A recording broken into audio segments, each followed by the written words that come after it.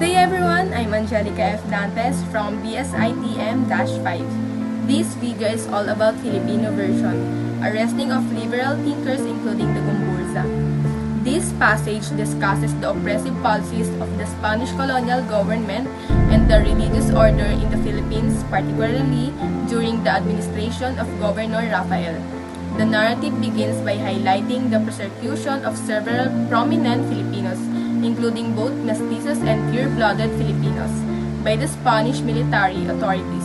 These individuals were accused of opposing the friars and were harshly punished regardless of their actual intentions. Among the most notable victims were the three Filipino priests, Burgos, Zamora, and Gomez, who were executed for their defiance against the friars regarding disputes over local parishes. Alongside these priests, other key figures including lawyers, priests, and intellectuals such as Antonio M. Regidor and Joaquin Pardo de Tavera were sentenced to imprisonment or exile. These punishments intended to instill fear among the Filipino populace were deemed unjust and excessive.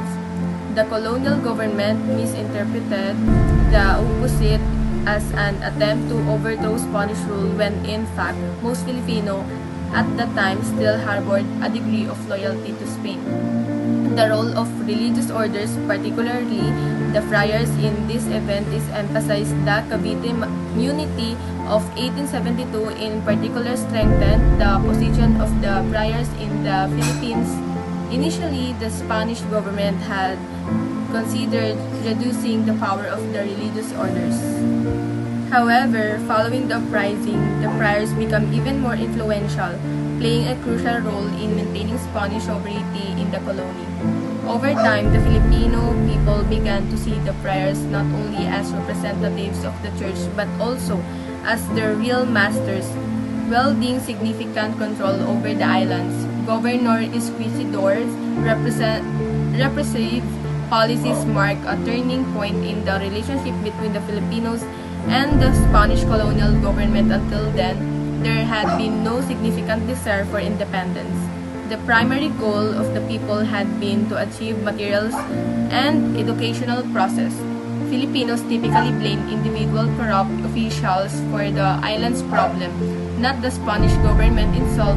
However, the widespread persecution based on the false belief that Filipinos were seeking independence ignited a sense of resistance. Many of the country's most educated and affluent citizens, regardless of race or social status, were targeted, leading to execution, imprisonment. These events had a lasting impact. Instead of quelling opposition, the Spanish government's harsh actions only served to fuel discontent. The Filipino people's admiration for those who resisted colonial oppression grew, and the simmering rebellion began to take shape.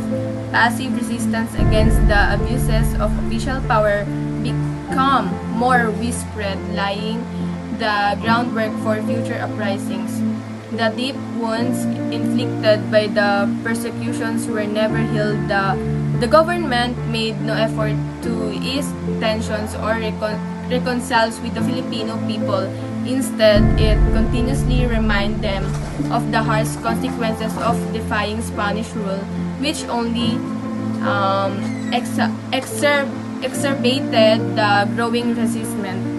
Every conflict between Filipinos and Spaniards, no matter how minor, was interpreted in racial or politics terms, further intensifying the divide between the two groups as the friars maintained their grip on the power